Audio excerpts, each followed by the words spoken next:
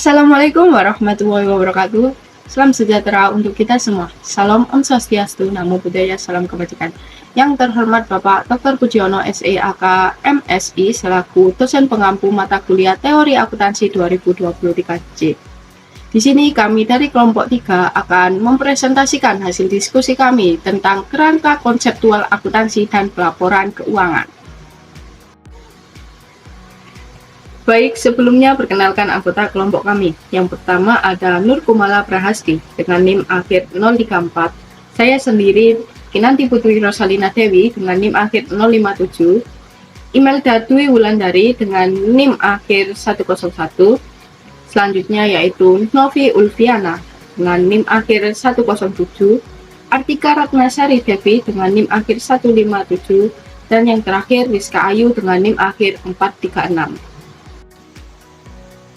Baik, yang pertama yaitu saya akan menjelaskan tentang klasifikasi dan konflik kepentingan.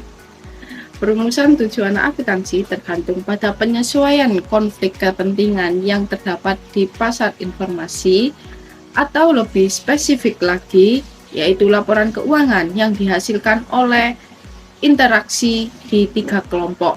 Kelompok yang pertama ada perusahaan atau firm, yaitu membentuk kelompok utama yang terlibat dalam proses akuntansi, aktivitas-aktivitas operasional, keuangan, dan luar biasa atau non-operasional yang mereka lakukan menjadi justifikasi dari pembuatan laporan keuangan.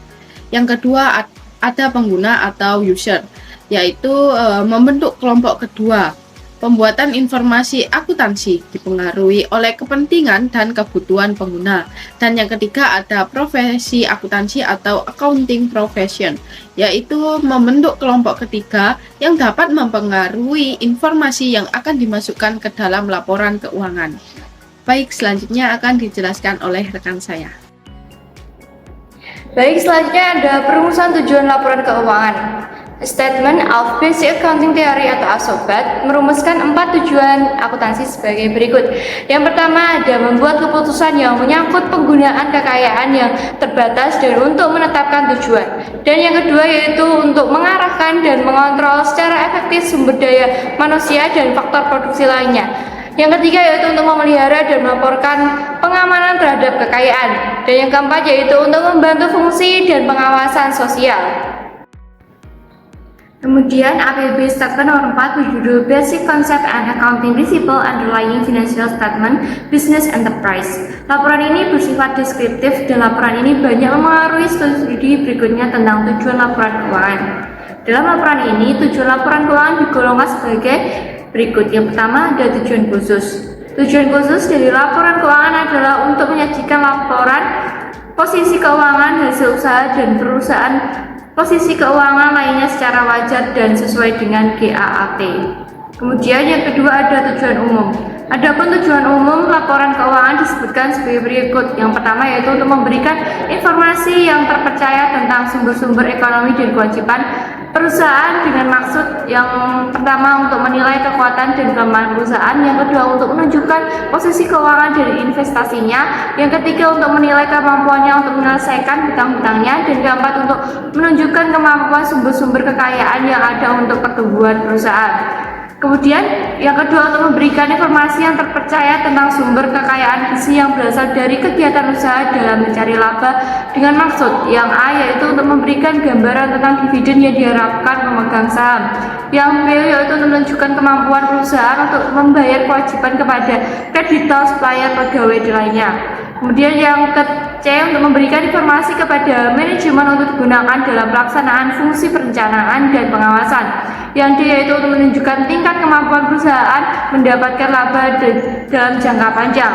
Yang ketiga yaitu untuk menaksirkan informasi keuangan yang dapat digunakan untuk menaksir potensi perusahaan dalam menghasilkan laba. Yang keempat yaitu untuk memberikan informasi yang diperlukan lainnya tentang perubahan harta dan kewajiban. Yang terakhir yaitu yang kelima untuk mengungkapkan informasi relevan lainnya yang dibutuhkan para pemakai laporan. Selanjutnya akan dijelaskan oleh rekan saya. Baik, di sini saya akan menjelaskan mengenai poin ketiga, yaitu tujuan kualitatif. Terdapat 7. Yang pertama ada relevan. Memilih informasi yang benar-benar sesuai dan dapat membantu pemakai laporan dalam proses pengambilan keputusan. Yang kedua, ada dapat dipahami. Nah, informasi yang dipilih untuk disajikan bukan saja yang penting, tetapi juga harus informasi yang dimengerti para pemakainya. Yang ketiga, dapat diperiksa. Hasil akuntansi itu harus dapat diperiksa oleh pihak lain yang akan menghasilkan pendapat yang sama. Yang keempat, ada netral. Laporan akuntansi itu netral terhadap pihak-pihak yang berkepentingan. Informasi dimaksudkan untuk pihak umum, bukan pihak-pihak tertentu saja. Yang kelima, tepat waktu. Laporan akuntansi hanya bermanfaat untuk pengambilan keputusan apabila diserahkan pada saat yang tepat. Yang kelima, dapat dibandingkan. Informasi akuntansi harus dapat saling dibandingkan. Artinya, akuntansi harus memiliki prinsip yang sama baik untuk suatu perusahaan maupun perusahaan lain. Dan yang terakhir, lengkap. Informasi akuntansi yang dilaporkan harus mencakup semua kebutuhan yang layak dari para pemakai. Baik, selanjutnya kerangka konseptual akuntansi dan pelaporan keuangan merupakan sebuah pedoman dasar yang digunakan sebagai acuan dalam penyusunan, penyajian, dan interpretasi laporan keuangan. Nah, dari kerangka konseptual ini merupakan suatu struktur teori akuntansi yang didasarkan pada penalaran logis yang dijelaskan kenyataan yang terjadi dan menjelaskan apa yang harus dilakukan apabila ada fenomena atau fakta baru. Nah, selanjutnya ada tujuan kerangka konseptual pelaporan keuangan. Nah, dari tujuan kerangka konseptual pelaporan keuangan ini adalah memberikan dasar konseptual yang kokoh untuk penyusunan laporan keuangan yang bermanfaat, relevan, dan terpercaya. Nah, di sini ada beberapa tujuan lainnya, seperti yang pertama, memberikan panduan dalam penyusunan laporan keuangan. Yang kedua, menggambarkan tujuan laporan keuangan. Yang ketiga, mengidentifikasi unsur-unsur laporan keuangan. Yang keempat, menetapkan konsep-konsep akuntansi dasar. Yang kelima, memberikan pedoman dalam pengambilan keputusan akuntansi. Yang keenam, mengidentifikasi karakteristik kualitatif informasi keuangan. Yang ketujuh, mempromosikan konsistensi dalam pelaporan. Yang kedelapan, memberikan panduan untuk pengembangan standar akuntansi. Yang kesembilan, perlindungan pemegang saham. Dan yang terakhir ada membantu dalam pemahaman konsep akuntansi yang kompleks. Nah, selanjutnya ada level pada kerangka konseptual pelaporan keuangan. Dalam kerangka konseptual pelaporan keuangan, terdapat 3 level yang membentuk struktur panduannya. Nah, di sini saya akan menjelaskan level-level yang ada. Untuk yang pertama ada level 1, yaitu tujuan dasar. Pada level pertama, kerangka konseptual menjelaskan tujuan laporan keuangan dan menjelaskan dimensi pelaporan keuangan atau financial reporting yang memiliki ruang lingkup berbeda dengan laporan keuangan financial statement. Nah, tujuan pelaporan keuangan financial reporting tidak terbatas pada isi laporan keuangan atau financial statement, tetapi juga media pelaporan lainnya. Untuk level yang kedua ada konsep fundamental. Pada level kedua ini, kerangka konseptual berisikan karakteristik kualitatif dan elemen yang harus dimiliki laporan keuangan. Untuk karakteristik sendiri, di sini memberikan kriteria dasar dari metode akuntansi dan pelaporan keuangan serta persyaratan pengungkapan atau disclosure. Nah, untuk karakteristik kualitatif laporan keuangan yang dirumuskan oleh IFRS meliputi ada relevan, keandalan, daya tarik dan konsistensi. Terus ada juga pertimbangan biaya manfaat dan yang terakhir ada materialitas. Dan selanjutnya ada elemen yang terdapat di dalam laporan keuangan. Yang pertama ada aset, liabilitas, ekuitas, pendapatan, yang terakhir itu beban. Nah, untuk level ketiga yaitu pengakuan pengukuran dan batasan. Kerangka konseptual level 3 menjabarkan cara mengidentifikasi konsep sebagai asumsi, prinsip, dan kendala biaya dalam pelaporan keuangan. Nah, untuk asumsi dasar sendiri itu terbagi menjadi 2, yaitu ada asumsi dasar dalam kerangka konseptual dan yang kedua ada asumsi dasar pelaporan keuangan. Nah, untuk going concern itu kelangsungan usaha untuk untuk memenuhi komitmen dan tujuan utamanya. Untuk economic entity, yaitu entitas yang bergerak sebagai mandiri sehingga ada batasan antara entitas dengan pemilik usaha. Selanjutnya ada monetary unit, itu seluruh informasi yang diungkapkan dinyatakan dalam bentuk uang. Untuk periodicity, yaitu konsisten dalam menjalankan aktivitasnya setiap periode hingga menghasilkan hasil akrual dari aktivitas yang berjalan. Yang terakhir ada accrual, yaitu mencatat transaksi dilakukan dalam periode ketika peristiwa tersebut terjadi. Nah, untuk prinsip pengakuan dari pengukuran, yaitu ada proses pembentukan laporan keuangan harus memenuhi kriteria berikut agar dapat diakui secara penuh. Yang pertama ada probability of future economic benefit, ada kemungkinan bahwa manfaat ekonomi masa depan pada laporan keuangan akan mengalir dari atau ke entitas. Selanjutnya ada reliability of measure, yaitu memiliki perhitungan biaya untuk nilai yang dapat terukur dengan andal. Nah, sedangkan proses pengukuran terjadi setelah seluruh unsur telah diakui dan dicatat dalam laporan keuangan. Nah, untuk itu ada dasar pengukuran yang berbasis. Yang pertama ada historical cost, yaitu biaya historis yang mempresentasi nilai pada saat aset atau utang telah diterima. Yaitu ada current cost, yaitu biaya yang melihat nilai saat di dalam memperoleh aset atau utang. Untuk selanjutnya ada certain value, yaitu nilai yang sudah terrealisasi atau terselesaikan setelah melesatkan aset dan utang. Selanjutnya ada present value, yaitu nilai saat ini setelah diskonto beserta ekspektasi hasil aset atau ekspektasi penyelesaian utang di masa depan. Baik, selanjutnya ada kendala atau constraint. Nah, beberapa kendala yang dihadapi adalah yang pertama hubungan cost benefit. Penyajian informasi tertentu membutuhkan biaya tertentu. Biaya tersebut meliputi biaya pengumpulan, pengelolaan data, biaya audit, biaya pengungkapan, serta biaya untuk analisis. Untuk prinsip materialitas, akuntansi hanya melaporkan atau berkepentingan dengan informasi keuangan yang dianggap material dalam hubungannya dengan pengambilan keputusan. Materialitas suatu transaksi sangat sulit ditentukan ukurannya. Nah, oleh sebab itu, materialitas sesuai transaksi tergantung pada pertimbangan penyusunan laporan keuangan. Selanjutnya ada praktik industri. Nah, masalah ini yang perlu diperhatikan dalam penyajian laporan keuangan adalah adanya praktik industri tertentu. Nah, praktik ini seringkali menyimpang dari teori dasar akuntansi. Nah, selanjutnya ada prinsip konservatisme. Jika perusahaan memilih salah satu dari dua teknik akuntansi yang ada, maka alternatif yang kurang menguntungkan harus dipilih ekuitas pemegang saham. Nah, teknik yang dipilih adalah yang menghasilkan nilai aktiva dan pendapatannya rendah atau yang menghasilkan nilai utang dan biaya yang paling tinggi.